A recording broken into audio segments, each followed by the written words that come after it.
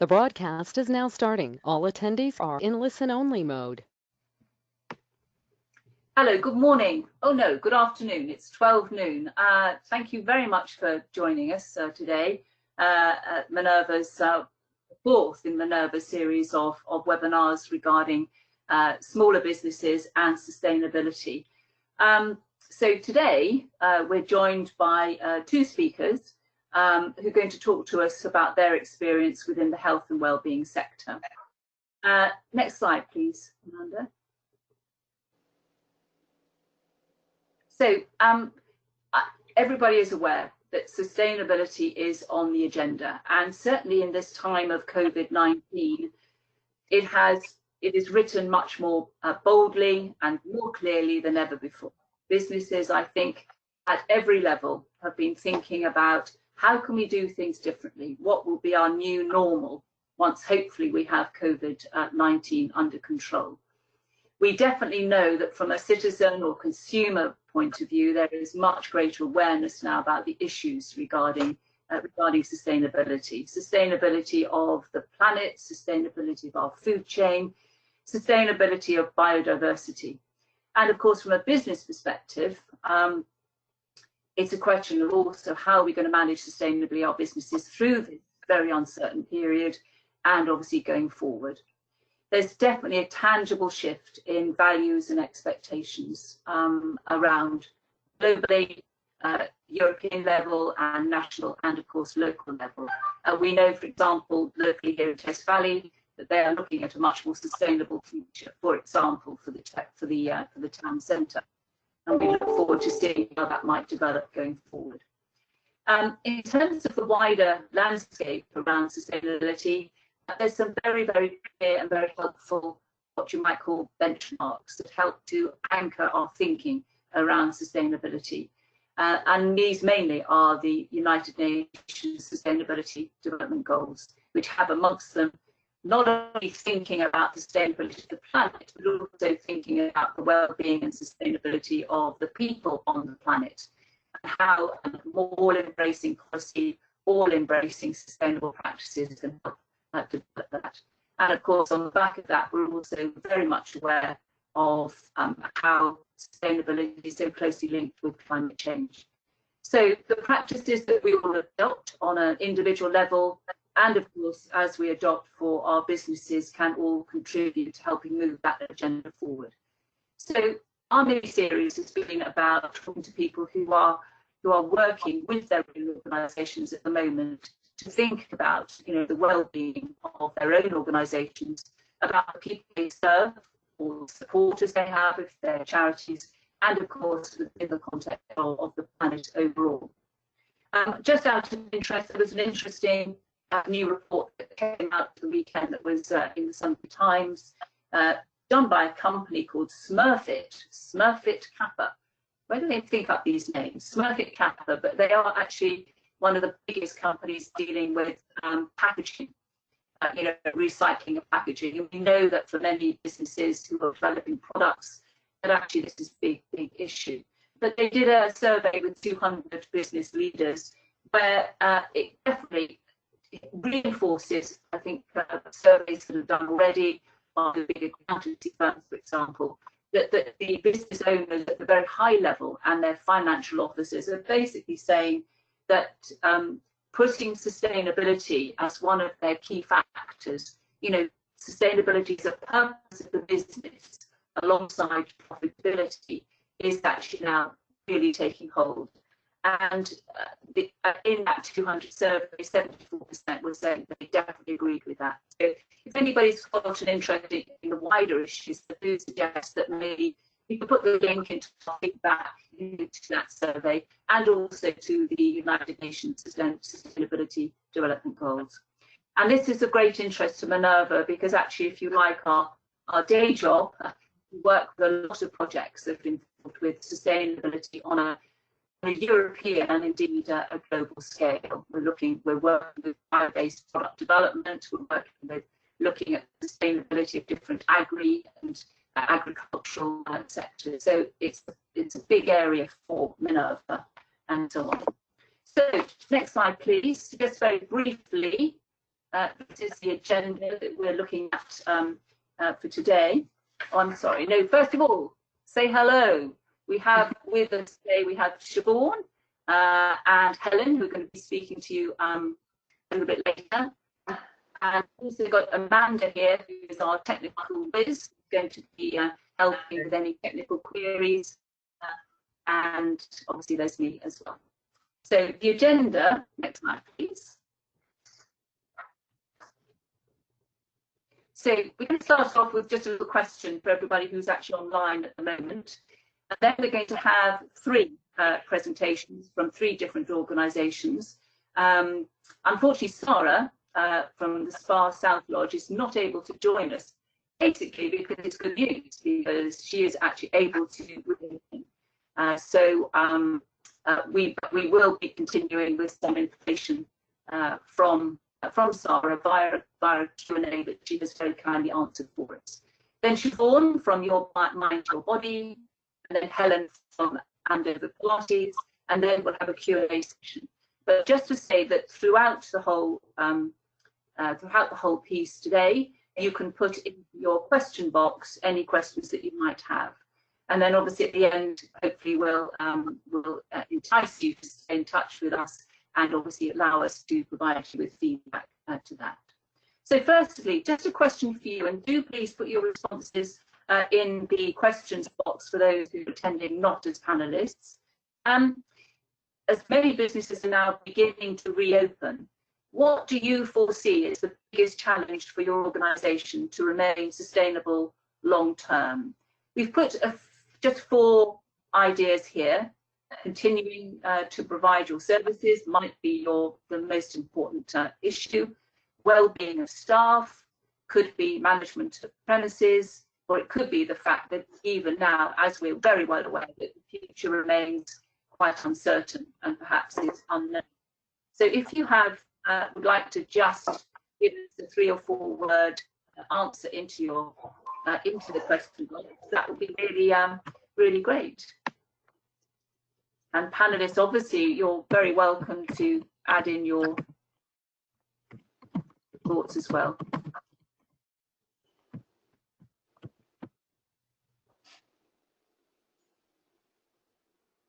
Amanda, you could perhaps let us know if people are responding to that question.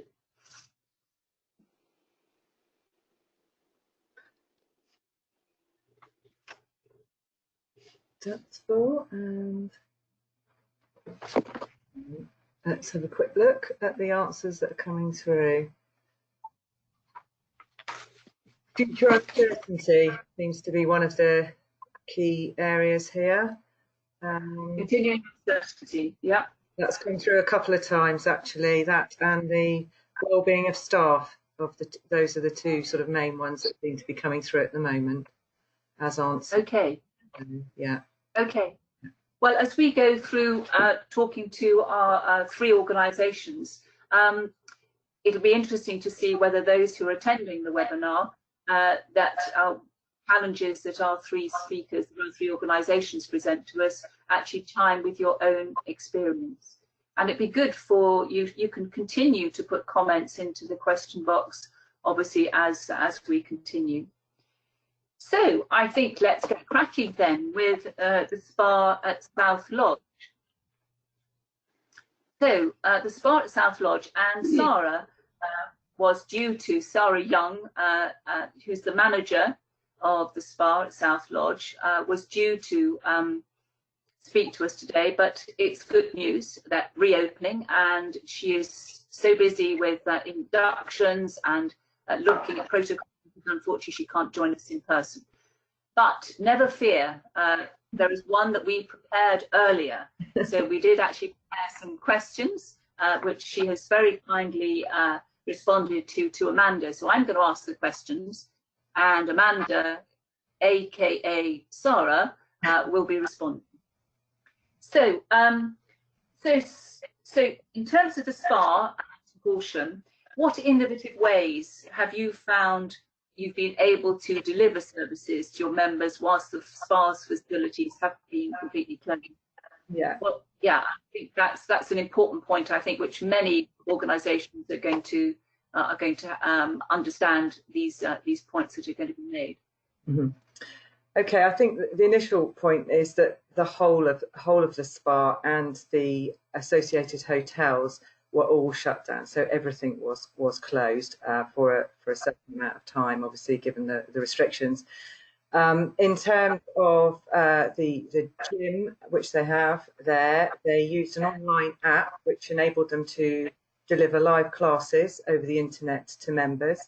And they have also started outdoor boot camps when they were actually able to open part of the small groups were allowed, so they were allowed to do that. Although they weren't able to offer normal services in terms of treatments and the restaurant and anything else that they might have on site, they did keep in regular touch with their members so that they were completely aware of everything that was happening. Any update they possibly had that they could pass on, they did give to their members. And they also set up activities just to keep the communication lines open, so they got quizzes to get them involved in. They also used regular social media, obviously, for a similar purpose. And in terms of, I'm moving on a bit really now, but I've obviously spoken to her following the government advice that was released on Thursday. Now, in terms of reopening, what this means is that the outside pool was actually opened on Saturday. I haven't spoken to her about that since that's happened. Treatments, with the exception of facials, were opening today, hence why she's not able to make it.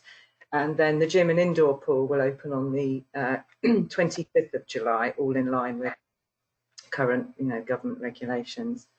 And what she was saying is that obviously the reopening of all these various elements of the business has been really challenging for them in terms of the fact that there's had to be, all their staff have had to be re-inducted, if you like. They've had lots of online training to do. There's a complete, new set of health and safety risk assessments, obviously, just so they can make sure that they're in line with COVID and all the restrictions that has. And she was also very actively involved in setting up all the new, what they call standard operating procedures, so that when they greet their clients, there's no handshakes. They've got to make all their clients aware of the new procedures, and also to make sure that they're keeping both them and their guests safe. I think that's one of the biggest points that she was very emphatic about, and that the booking systems and the way in which they're doing things has changed in that respect, so that the confirmation is sent with all these details, so that when a customer comes back, a guest comes back to the spa, they now have all the necessary details and feel safe to do so. So that's sort of where they've used technology. Going back to what you said earlier about all the activity going online, do you know the information as to perhaps what percentage of her membership remained connected in this way? Was it successful? She didn't give me information about that, but I'm very happy to ask the question, and I'm sure they probably would have done. In terms of the viability, they would have wanted to know that obviously it was engaging, and their members were responsive. So, but it's not. I don't actually know the answer to that. And just another sort of a technical, practical thing. Do you know the capacity that they're having to implement now going forward? If I don't know, I'm making this up, but if normally they've had 100 people through for a treatment, is that down to 30, or is there any statistical information on that? She was saying there are sort of guidelines on that, and I guess that will be dictated to a certain degree by obviously the space of their building. So, and she gave me the example of sort of when the swimming pool opens, they are going to be very restricted on the numbers. Fortunately, I've been lucky enough to visit it, and it is quite a big space. So, but I don't know in terms of capacity. Again, that's another question I'd have to ask and get feedback on. So, if any of the attendees would like to know answers on that, I'm very happy to ask,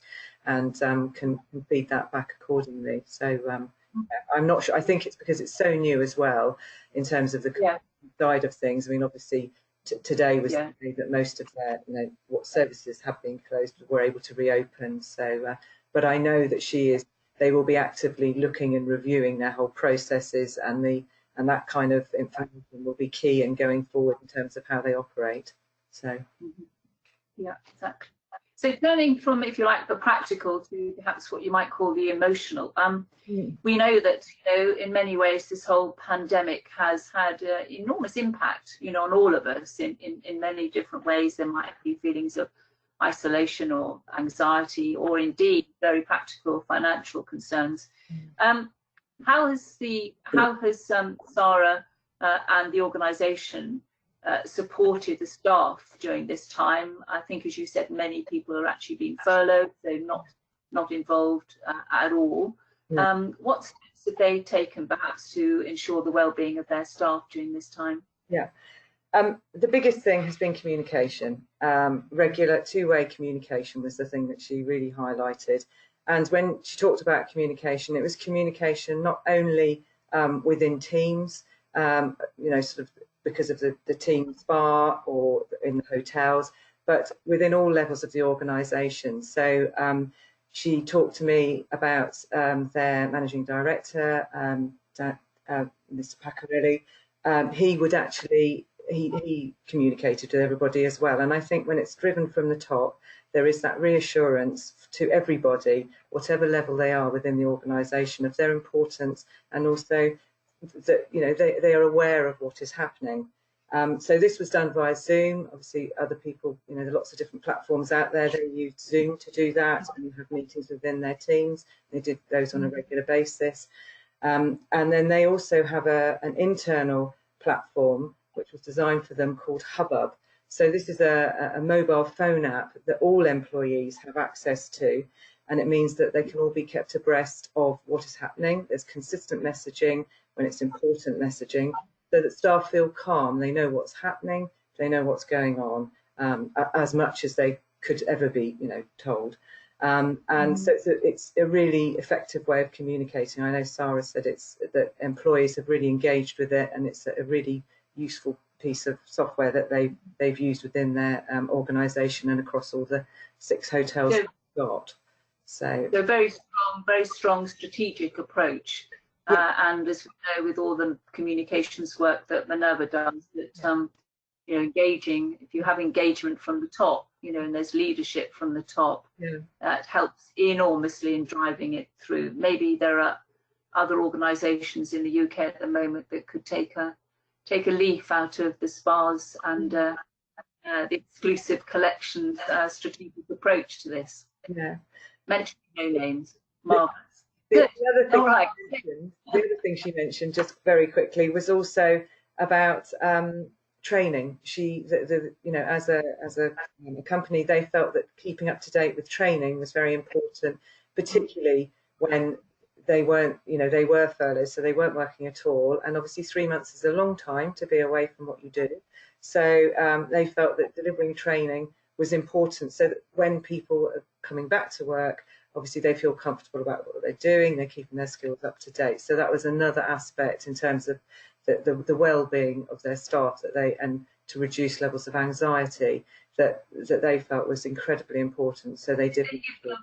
Did they give them therefore access to either their own training modules online or external training modules? They did both of those. They said, when I asked Sara, she said they used this Hubbub platform that I was referring to earlier.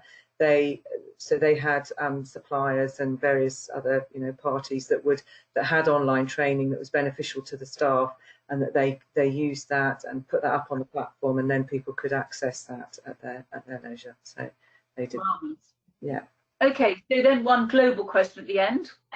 As obviously the spa reopens, what's the one thing about this changed world, this new normal for you, that's going to help the spa push forward on its sustainability goals? And obviously we can see from the slide here that there's a claim that actually the whole of the group has been established on real sustainability criteria.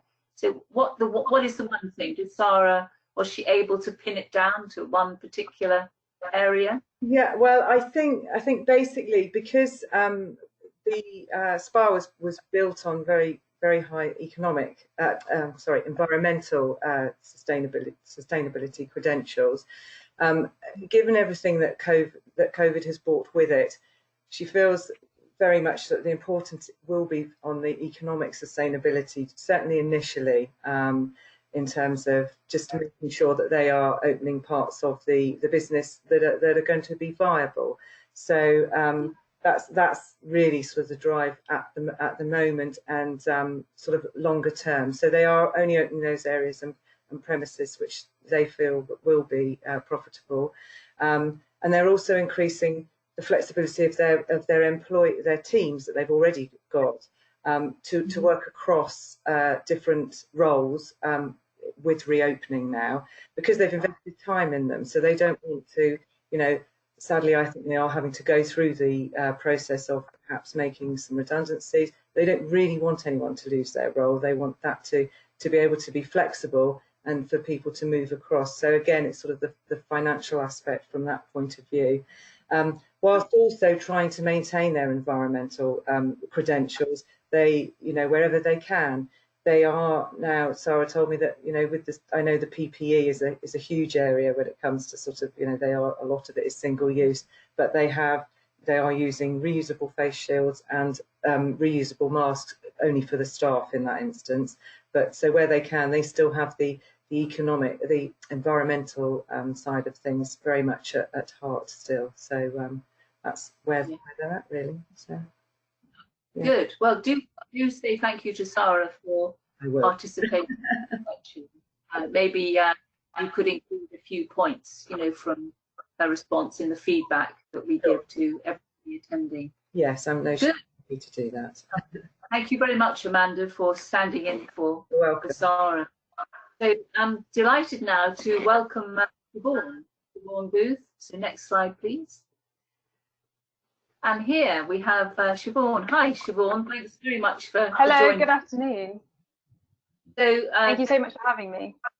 Right, delighted that you could join us. So your mind, your body, Andover based. You're actually at Base Point, same place where Minerva is based. Health and wellness centre owned and managed by yourself and John. And you provide professional chiropractic care. That's John's area mainly, isn't it? For sports injuries and so on, but also alternative therapies, acupuncture, reflexology, confidence coaching, to help us all deal with more stress and with our stress and anxiety, which of course in this area, in this time, for many of us has increased markedly. And obviously, lockdown has provided you with an opportunity to provide services in a different way, and it's going to be great to hear from you about how you've managed that. So we set you some questions, so I'm going to ask you the question. So in terms of your own area of expertise, what is your area of expertise? What's your key areas of health and wellbeing services? So my education is in psychology and hypnotherapy, and I specialise in anxiety. So my main work with clients is helping them either overcome a specific anxiety, such as a phobia, or anxiety around things that they need to do, like public speaking or having to do things that they're uncomfortable doing.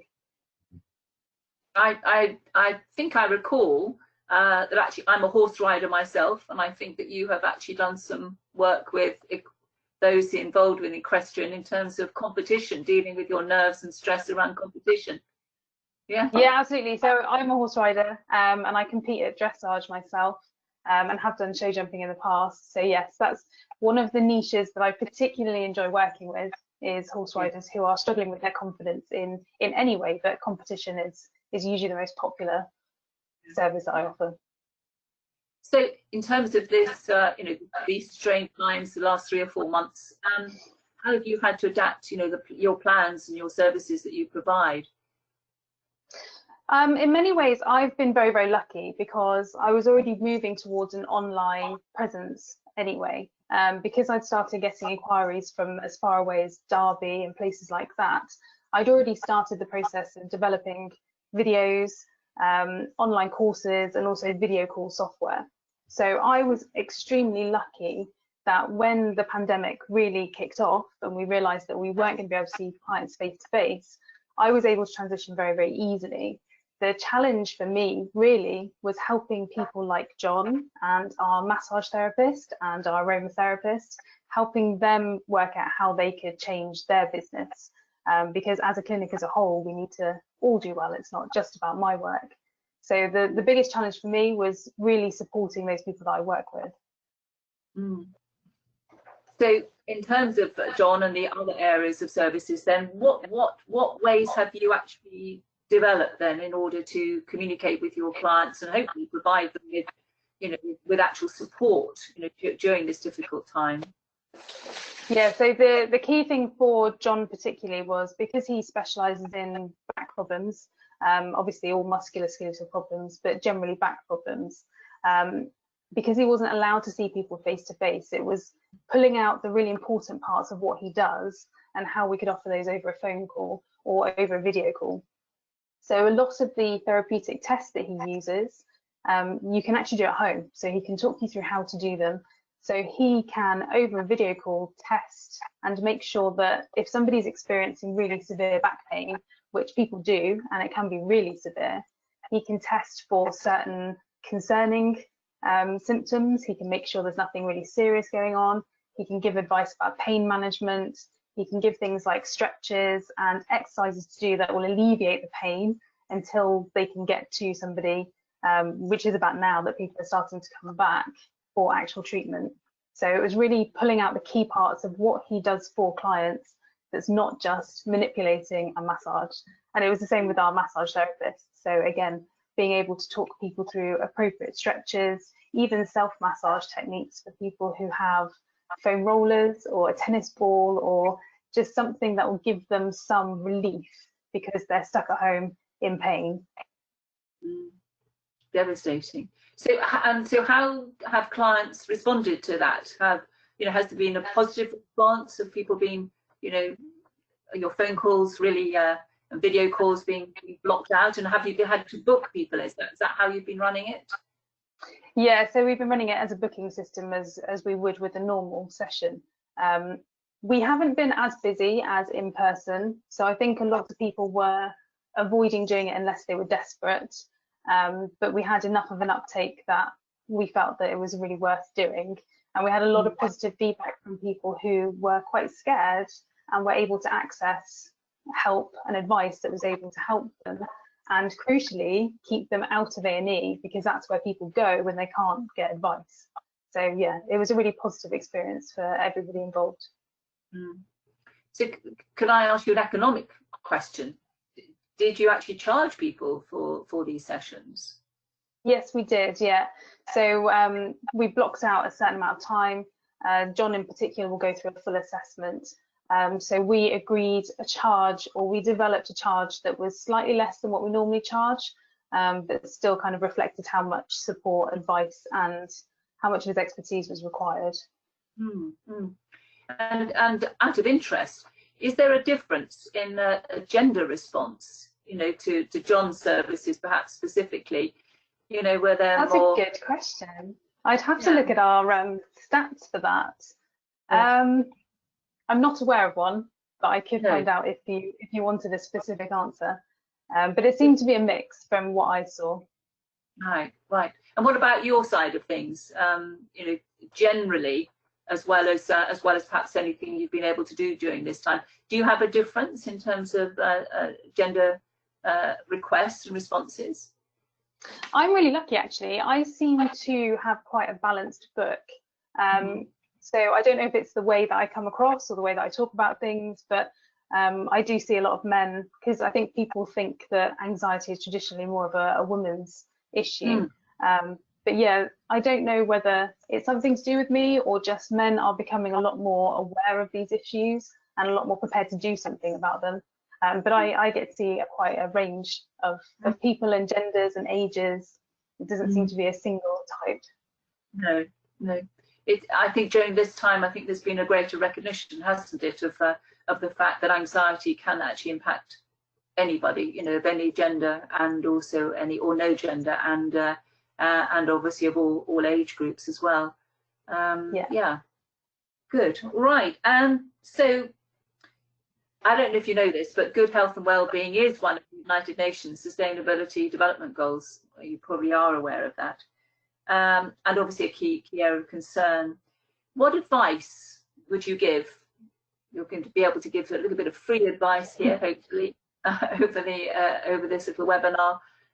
How we, as businesses, perhaps, and so we're not just thinking about ourselves, we're actually thinking about our team, which might be quite small or it might be quite large. What would you say would be 2 or 3 key points in order to help maintain one's mental good health and reduce anxiety during this time? I think one of the key things for us is, and something I would strongly recommend, is really listen to the people that you're working with, and really listen to the actual issues they're facing, and try and think outside the box for those particular issues. Because I mean, we have a range of people that work with us. We have people who are self-employed, so they run their own business. We have a new employee starting tomorrow, actually. So we end up dealing with a lot of different issues for different things. So for our massage therapists, we made the decision quite early on not to charge them for their rooms over the pandemic, which was a financial decision that we made based on how long we thought we could survive. And actually, by doing things like that and having those conversations and asking what's the most challenging thing for you in this situation, you can actually help fix a lot of these things, which means that our massage therapists are able to come back. Hopefully they'll stay with us for a long time. That's what we hope. And really just listen to what the issues are, because there's so many things to be anxious about, and there's a lot of good reasons to be anxious at the moment. And there'll be a huge range of issues, from people who are living with people who are shielding, people who are worried about PPE, people who are worried about how they're going to do their jobs. So our massage therapists are going to have to, they're working today on how to massage using gloves, which is a really odd thing. It's just really listen to their issue, because everybody has their own issues in this particular situation.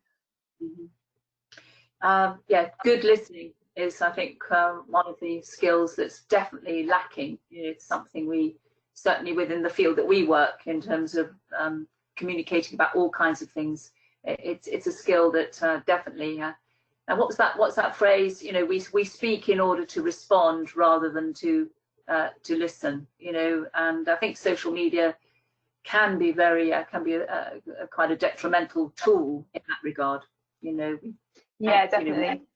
To respond without really taking on board, the issues behind what's being said. So there's something called active listening. If this is something that you want to improve in yourself, I would suggest looking up active listening as a really easy way to learn a little bit about how you can make sure you're actually listening to what people are saying. Yes. I don't think it was one of my children, but I remember when being around small children, somebody saying to their mother, "Mother, you've got your listening face on," which basically meant that she wasn't at all. Okay.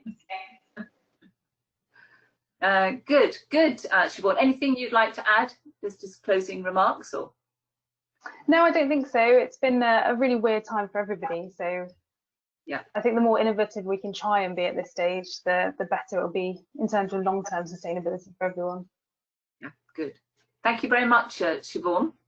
No problem. Thank you for having me. Thank you, Siobhan. Next slide, please. So delighted now to welcome Helen. Hopefully Helen will be there. Yes, there she is. Hello. Hi. Thank you very much for joining us. So you've been in business in Andover here since 2012. You're a chartered physiotherapist. APPI, what does that stand for? APPI? Australian Physiotherapy and Pilates Institute. Ah, okay. Pilates. So the Pilates side of things. And you deliver Pilates classes, but also one-to-one. Yeah. Yes. So you're physio-based. So you combine those two very nice, very complementary areas. Yeah. So the Pilates that we offer really is clinical-based Pilates. Okay. Our physio background there. So obviously your business, like everybody else, has been very hugely impacted through all the regulations and so on. Yeah. So presumably you've had to offer also a flexible approach, virtual sessions and so on. So Yeah. what would you say are the 3 biggest challenges that you've had to respond to during this very strange pandemic time? Yeah, very strange. I think, like you said, it's trying to offer our services in a sort of a different way. Obviously, we're a very physical service, face-to-face service. So it's trying to think of ways to offer our services and to keep people moving, which is so important, particularly more so than now, I think, to keep people moving, especially with people working from home and not being quite so active as normal, not having the opportunities as normal. So just trying to work within their restrictions, and obviously our restrictions of our instructors as well, as their normal home life has changed and working around school, teaching and things like that. But just trying to identify ways to keep people moving, really. So we've had to move, like you said, our services online and go virtual for all of those as best we can. So with that, I think the other challenge, a huge challenge, is technology.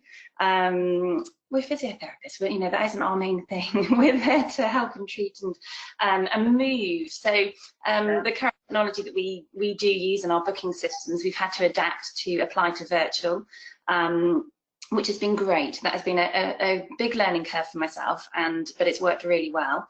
Then also identifying other sources of software or other sort of technology that we can use to help provide the services as best we can for those people who also might not have accessible, might not be have technology as accessible as others. So just thinking around what's user friendly as well, because our client base is so varied, from very sort of young adults to the opposite end of the scales, and people with different connections as well in terms of their connectivity for technology. So we've had to think about different ways of providing our services, not just through technology, but through sort of worksheets and Pilates on the page and pre-recorded sessions that they can download later and things like that, really.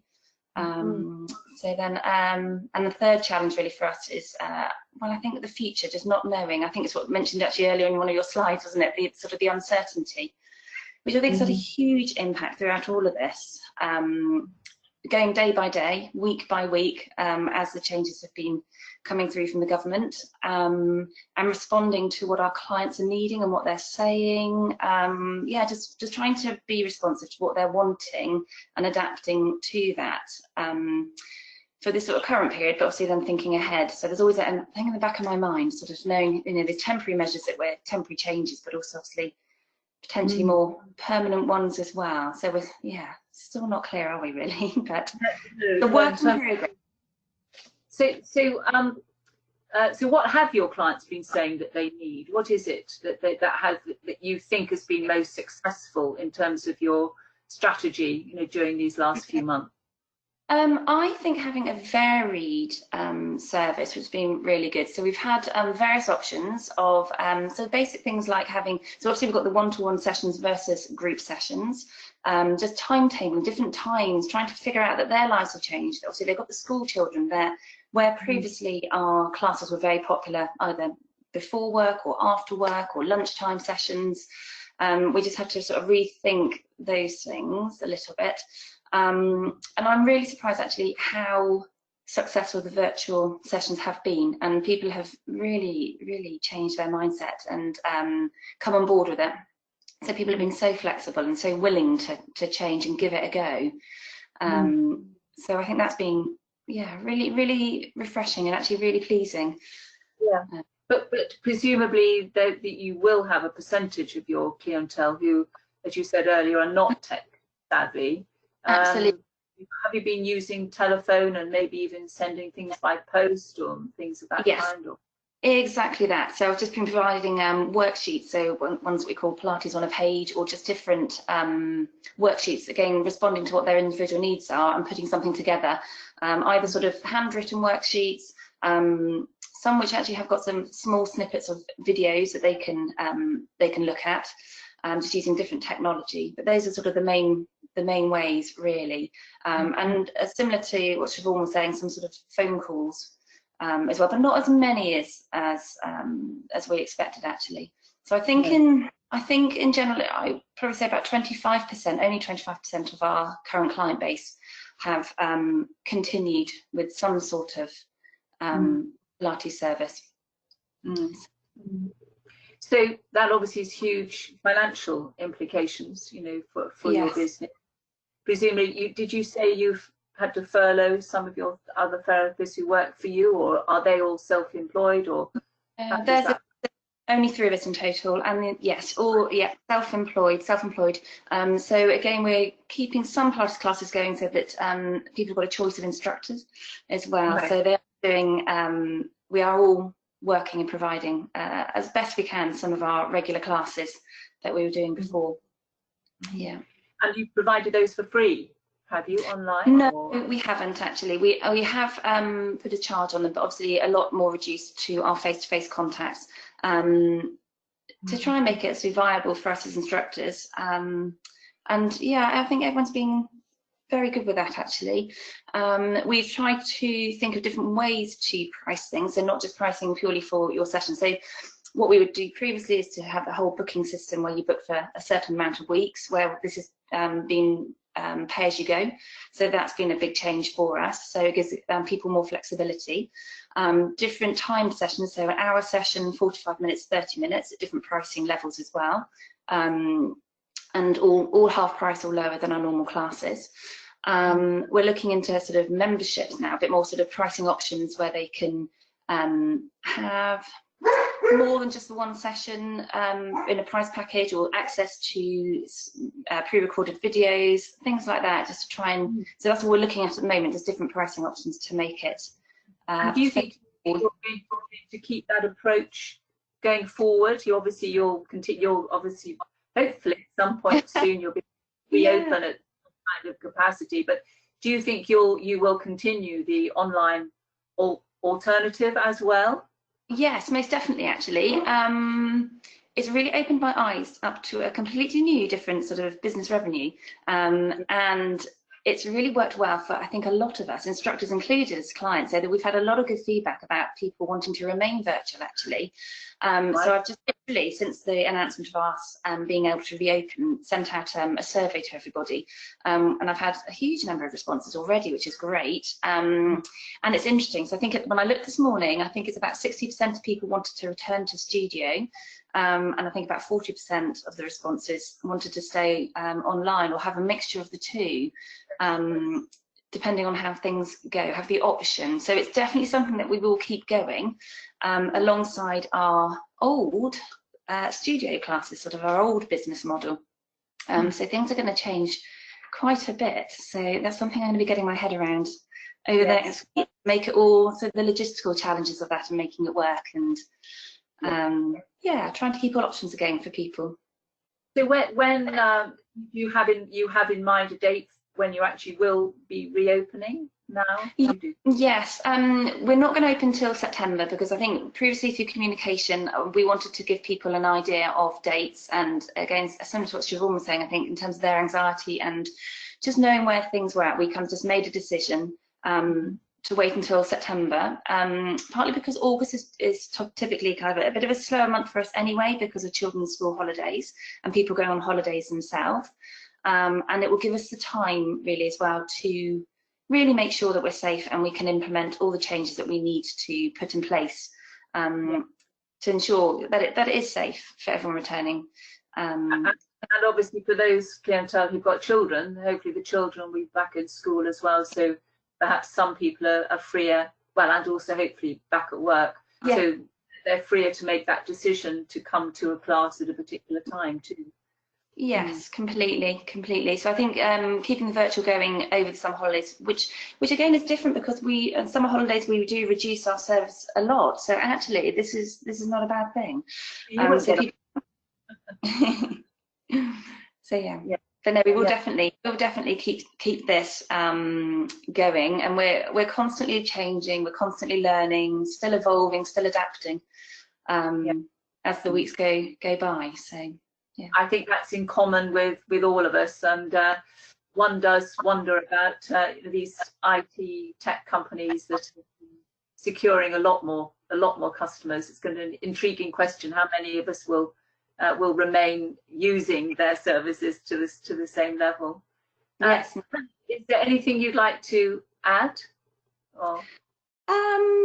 Not really, actually. It's quite interesting listening to Siobhan and Sora's responses, actually, that actually a lot of it is quite, it overlaps quite a bit. So I think the things that I was probably going to say is very similar, really. I think one of the things for me in the future is not just retaining our clients or the current clients that we've got, but actually looking in ways of having to generate new business as well. I think so. That's a kind of a concern of mine, or a goal of mine as well, just that we've got to keep current clients, but also if this works well and if it goes hopefully as planned, then the next step is then thinking, right, well, how can we then generate new business in this sort of changing environment and changing world, really.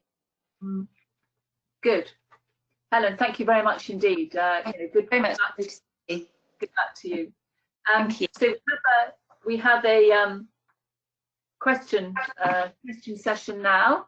Amanda, would you like to read out any questions that we've got?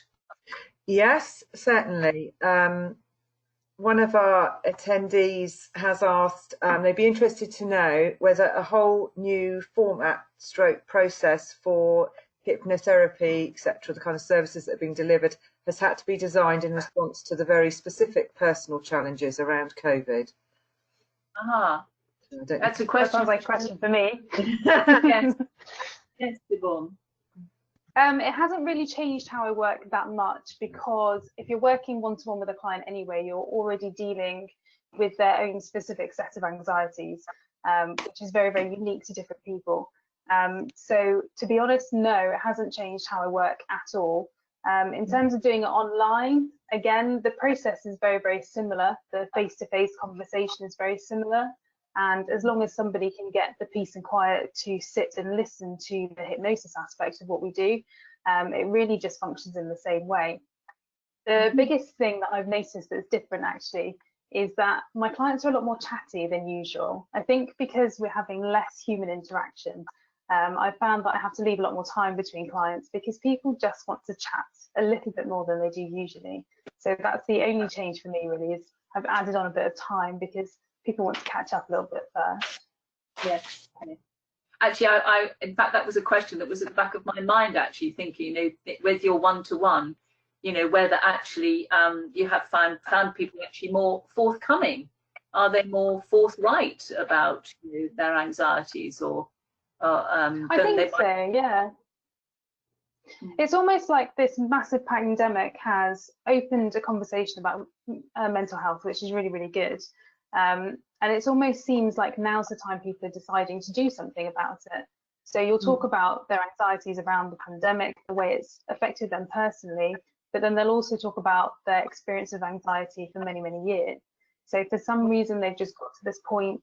There's a lot of stuff about it on the media, and they've just decided, well, I'm stuck at home now, I might as well do something about it. So yes. Yeah. Good, thank you. Amanda, any other questions? Thanks, Siobhan. That's a great answer. Thank you.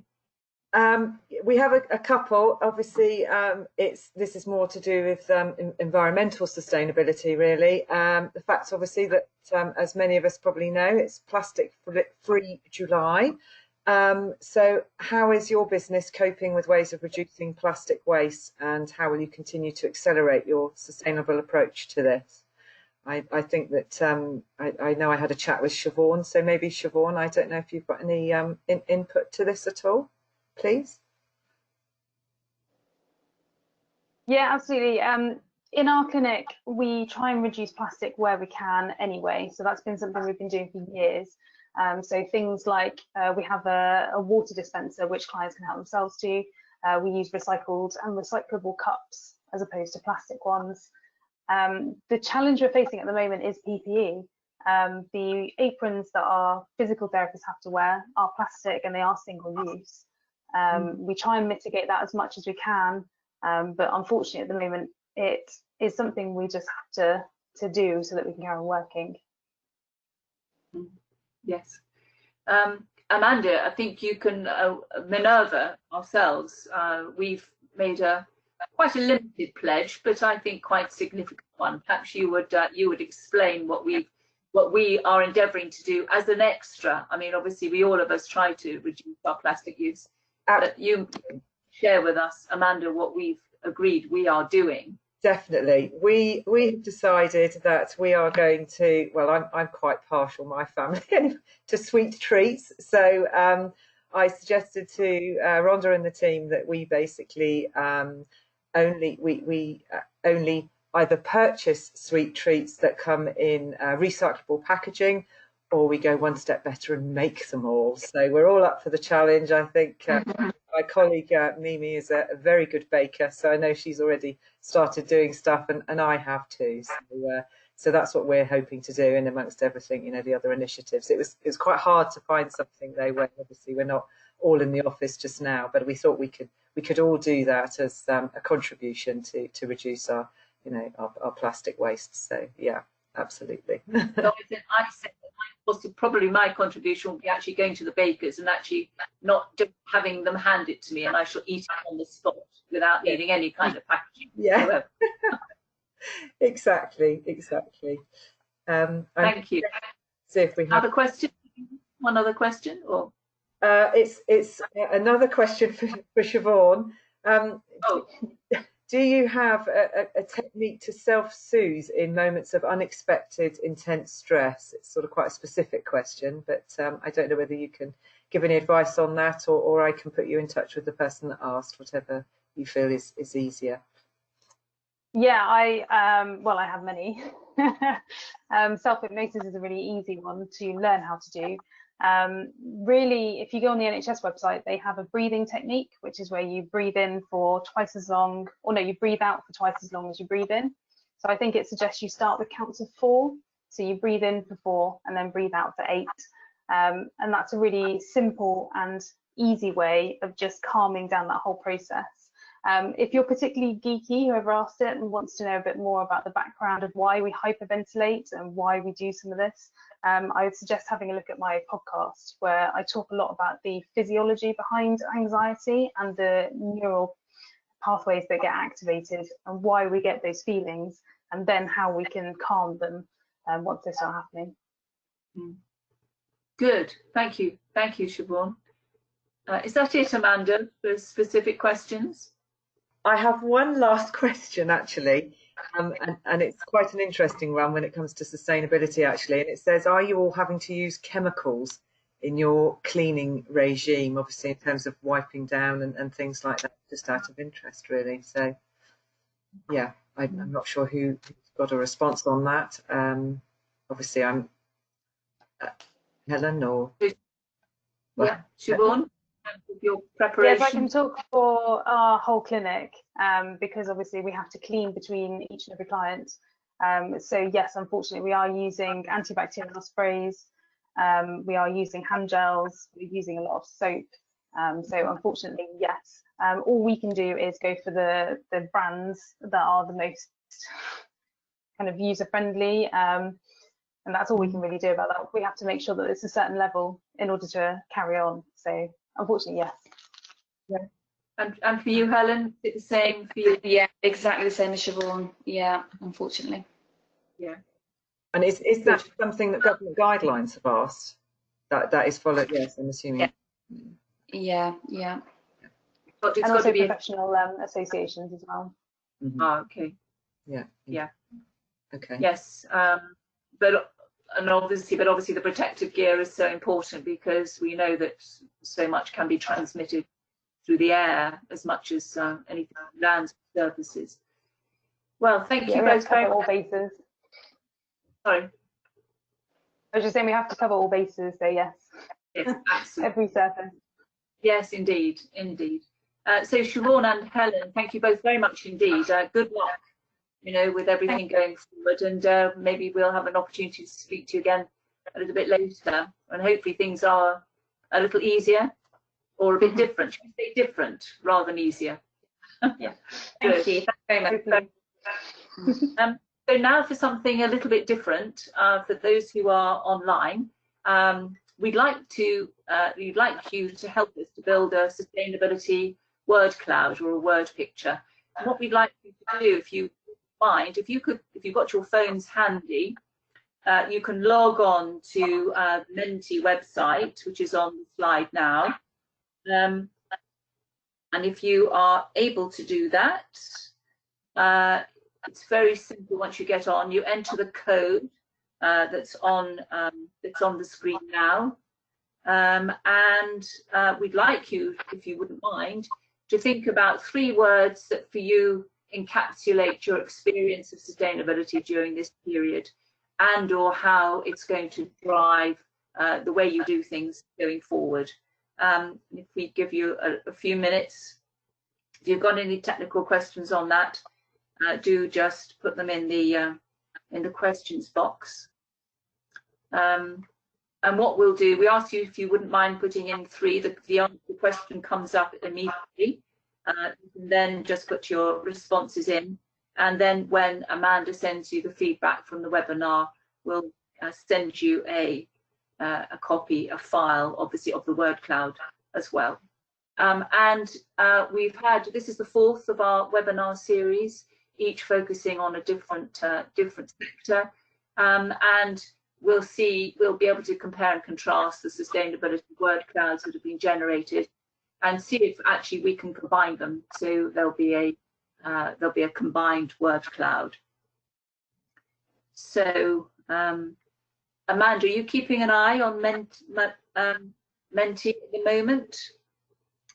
I'm not, but I can do. I can have a quick look. I know that everybody's feedback come in, and they can do it afterwards as well. It is sort of stays open as long as you've got that code 794976. It will remain open for the time being, so it won't close directly after now. So if you don't want to do it just now, then make a note of the code, and you can do it at your own leisure.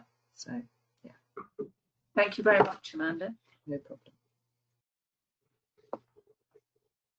So thank you all very much, everybody who's joined us today, and thank you once again to our speakers in person and to Sara, who unfortunately couldn't be with us, but is obviously incredibly busy reopening her swimming pools and spa facility. So you'll be getting a feedback email from us, and thank you all once again for joining us. And there'll be a recordings will be available, and that link will be available in that email that's going to be sent to you. So thanks very much. Have a good rest of the day. Bye.